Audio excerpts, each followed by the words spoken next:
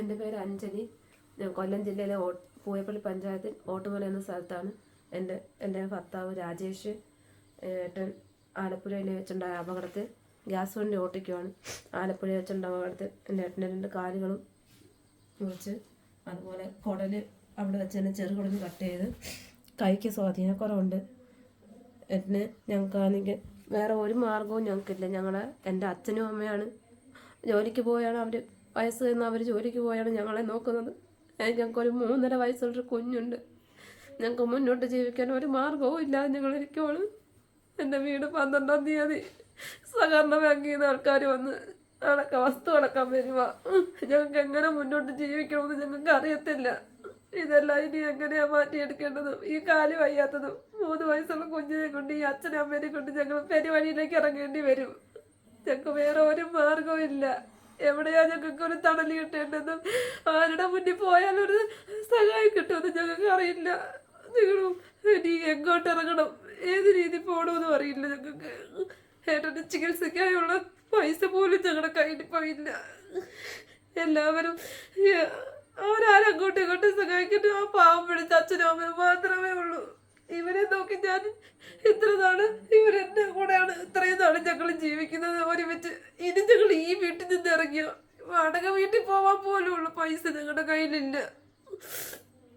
അതുപോലെ എന്തെങ്കിലും മാർഗം വേണമെങ്കിൽ എൻ്റെ ഏട്ടനൊന്ന് നടക്കണമെങ്കിൽ തന്നെ ആയാലും ഞങ്ങൾക്ക് വെപ്പുകാരി വയ്ക്കാൻ ഞങ്ങൾക്ക് അതിനും പൈസ ഇല്ല. 5 ലക്ഷം രൂപയാണ് ജപ്തി. ആ 5 ലക്ഷം രൂപ അടയ്ക്കാനോ അതില്ല 1 രൂപ അടയ്ക്കാനോ ഒരു അന്നം കഴിക്കാൻ ഞങ്ങളുടെ കയ്യിൽ പൈസ ഇല്ല. അന്നുള്ള ആഹാരം കഴിച്ചു പോവാൻ വേണ്ടി തന്നെയായാലും അതിന് പോലും ഞങ്ങളുടെ കയ്യിൽ നിവർത്തിയില്ല. ഞങ്ങളെങ്ങനെ ജീവിക്കണമെന്ന് ഞങ്ങൾക്കറിയില്ല. നിങ്ങളാൽ കഴിയുന്ന സഹായം ഞങ്ങളെ കരുണ തോന്നി ഞങ്ങളെ സഹായിക്കണം.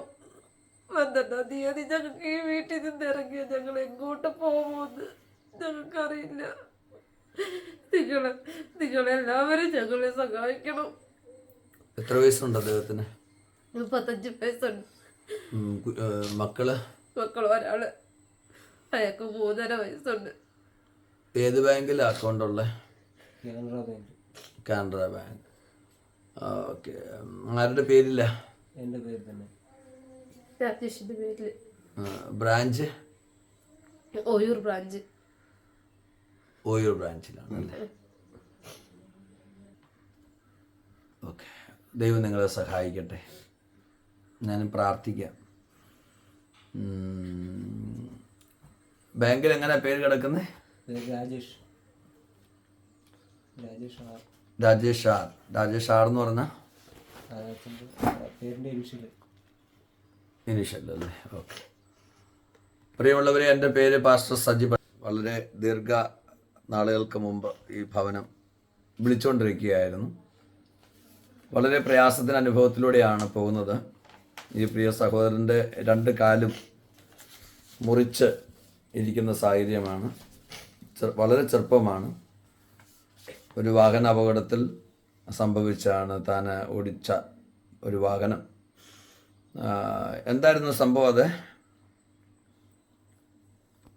ഗ്യാസ് വണ്ടിയായിട്ട് എറണാകുളത്തോട്ട് പോകുമ്പോഴാണ് ആലപ്പുഴ വണ്ടാനത്ത് വെച്ച് വണ്ടികൾ തമ്മിൽ 2 ലോറികൾ തമ്മിൽ കൂട്ടിയിടിച്ച് അവിടെ വെച്ച് തന്നെ ഒരാൾ മരിച്ചുപോയി.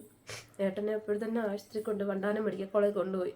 മരിച്ചെന്ന് വെച്ചുകൊണ്ട് അവർ 2 കാലും മുറിച്ചത്. അതിനുശേഷം ആ കുടല് കട്ട് ചെയ്ത്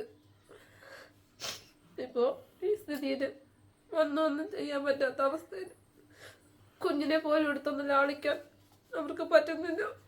കുഞ്ഞെപ്പോഴും കുഞ്ഞ് കരച്ചില്ല. എല്ലാ കുഞ്ഞുങ്ങളും അച്ഛനമ്മമാരും ലാളിക്കുമ്പോൾ സ്വന്തം കുഞ്ഞിനെ ഒന്ന് ലാളിക്കാൻ അവർക്ക് പറ്റുന്നില്ല. അത് അവർക്ക് വിഷമം, ഞങ്ങൾക്ക് എല്ലാവർക്കും. കുഞ്ഞ് ചില സമയങ്ങളിൽ പറയും ഒന്ന് എടുക്കച്ചാന്ന് പറഞ്ഞു, അതൊക്കെ അറിയും. അതിൻ്റെ ആ ഒരു വർത്താനം കേൾക്കുമ്പോൾ ഞങ്ങൾക്ക് ആർക്കും സഹിക്കാൻ വയ്യ. കാരണം കുഞ്ഞിന് ജനിച്ച 7-ാം മാസം ആയപ്പോഴാണ് ഈ ആക്സിഡന്റ് നടക്കുന്നത്. എന്നിട്ട് കുഞ്ഞിനെ പോലും ഒന്നും നല്ലോണം എടുക്കാൻ പറ്റിയിട്ടില്ല. അതിന് കൂടെ ഒന്ന് ചെലവഴിക്കാൻ ഏത് സമയവും ഇപ്പോഴും വയറുവേദന മാറിയിട്ടില്ല. കുടല് കട്ട് ചെയ്തിട്ടതായിട്ട് വയറുവേദന ഇപ്പോഴും ഉണ്ട്. പല ആശുപത്രികളിൽ കൊണ്ടുപോയി, മെഡിക്കൽ കോളേജിൽ കൊണ്ടുപോയി. ഇപ്പൊ പിന്നെ അവര് പറയുന്നത് ആശുപത്രി കൊണ്ടുവന്ന് നിങ്ങൾ വെറുതെ വണ്ടിക്കൂലി ചെലവാക്കണ്ട, നിങ്ങൾ കൊണ്ടുപോയി ഇപ്പൊ ഒരു ഗുളികയുണ്ട് അത് മുടങ്ങാതെ കഴിക്കാനാണ് അവര് പറയുന്നത്. അത് തന്നെ മാസമാകണമെങ്കിൽ 2000 രൂപയോളം വേണ്ടി വരും. അത് വരെ വാങ്ങാൻ ഞങ്ങൾക്ക് നിവർത്തിയില്ലാതിരിക്കുക. പക്ഷെ അത് ഞങ്ങൾ എവിടെയെങ്കിലും കടം പറഞ്ഞെങ്കിലും ഞങ്ങളത് വാങ്ങും. കാരണം എന്ന് വെച്ചാൽ അതില്ലെങ്കിൽ വീണ്ടും ഞങ്ങൾക്ക് പഴയ രീതിയായി മൂക്കിൽ കൂടെ ട്യൂബൊക്കെ ഇടേണ്ടി വരും. ഹോസ്പിറ്റലിൽ കൊണ്ടുപോയി വയറുവേദന വരും. അത് ആഹാരം ഒന്നും കഴിക്കാൻ അങ്ങനെ പറ്റത്തില്ല. കഴിക്കാമോ ഒരു പക്ഷെ വയറുവേദന വരുമ്പോൾ സഹിച്ച് ഇവിടെ കിടന്ന് ഛർദിച്ച് രാത്രി അങ്ങനെ കഴിച്ചു കൂട്ടുന്നത് 2-3 ദിവസമൊക്കെ അങ്ങനെ നിൽക്കും. ഞങ്ങൾ ചൂടൊക്കെ പിടിച്ചാ അതൊരു വിധം ഒന്ന് മാറ്റിയെടുക്കുന്നത്. ഇപ്പോഴത്തെ അവസ്ഥ അതാണ്.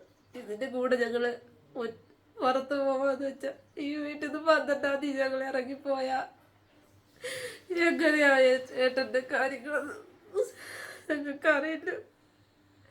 ഇറങ്ങേണ്ടി വരും അത് പേടിച്ചായിപ്പോ ഞങ്ങൾ. ഇനിയിപ്പോ 3-4 ദിവസങ്ങളേ ഉള്ളൂ. ഇനി 12-ാം തീയതിക്ക് ഞങ്ങൾ എവിടെ പോയാ ആരെടുത്താ സഹായം ചോദിക്കേണ്ടത് എന്ന് ഞങ്ങൾക്കറിയില്ല. ആരുമില്ല ഞങ്ങളെ സഹായിക്കാൻ. അതുകൊണ്ട് നിങ്ങളെല്ലാവരും ഞങ്ങളെ ഒന്ന് സഹായിക്കണം. ആ പിഞ്ചു കുഞ്ഞിനെ ഈ 2 കാലുമില്ലാത്തവരെ കൊണ്ട് ഞാൻ എങ്ങനെ പുറത്തേക്ക് പോകുന്നത്? ഈ വീട് കൂടെ ഞങ്ങൾക്ക് നഷ്ടപ്പെട്ടു കഴിഞ്ഞാൽ ഞങ്ങൾക്ക് പിന്നെ മരണേ ഉള്ളൂ ഞങ്ങളുടെ മുന്നിൽ. വേറെ ഒന്നുമില്ല ഞങ്ങളുടെ മുന്നില്. ഞങ്ങൾ മരിക്കത്തേ ഉള്ളൂ. എന്നിട്ട് ഞങ്ങൾ പേടിച്ചിരിക്കുക. ഈ ദിവസങ്ങളിൽ ആരെങ്കിലും ഒരു ദൈവത്തെ പോലെ വന്ന് ഞങ്ങളെ രക്ഷിച്ചെങ്കിയത് ഒത്തിരി ആരും ഞങ്ങളെ ആരും ഇനി ഞങ്ങളല്ലാതെ ഞങ്ങൾക്കിനി ആരുമില്ല. ഈ 12-ാം തീയതി ഞങ്ങൾ എന്താ ചെയ്യും? അതുകൊണ്ട് നിങ്ങളെല്ലാവരും ഞങ്ങൾ സഹായിക്കണം. നിങ്ങൾക്ക് വേണ്ടി സഹായിക്കും, നിങ്ങൾക്ക് വേണ്ടി പ്രാർത്ഥിക്കും. നിങ്ങളുടെ അവസ്ഥകൾക്കെല്ലാം വ്യത്യാസം ദൈവം വരുത്തും. ദൈവം ആരെയും കൈവിടുകയില്ല. ദൈവം ആരെയും ഉപേക്ഷിക്കുകയില്ല. ദൈവം നിങ്ങളെ സ്നേഹിക്കുന്നു. നിങ്ങൾ ദൈവത്തിൻ്റെ സ്നേഹം നിങ്ങൾ കാണും. തീർച്ചയായിട്ടും ലോകത്തിൻ്റെ വിധമായ ഭാഗങ്ങളിലുള്ള എല്ലാ പ്രിയമുള്ളവരും നിങ്ങൾക്ക് വേണ്ടി പ്രാർത്ഥിക്കും. നിങ്ങൾ ധൈര്യമായിരിക്കുക. നിങ്ങളെ വീട്ടിൽ നിന്ന് ഇറങ്ങിപ്പോകാൻ ഇടവരില്ല, ഒരു സാഹചര്യം ഉണ്ടാവില്ല. 12-ാം തീയതി വസ്തു അളക്കാൻ വരും എന്നാണ് പറഞ്ഞേക്കുന്നല്ലേ? ഓക്കെ. ഇതിനകത്ത് ഈ നോട്ടീസിനകത്ത് അതാണുള്ളത് അല്ലേ? ഓക്കെ.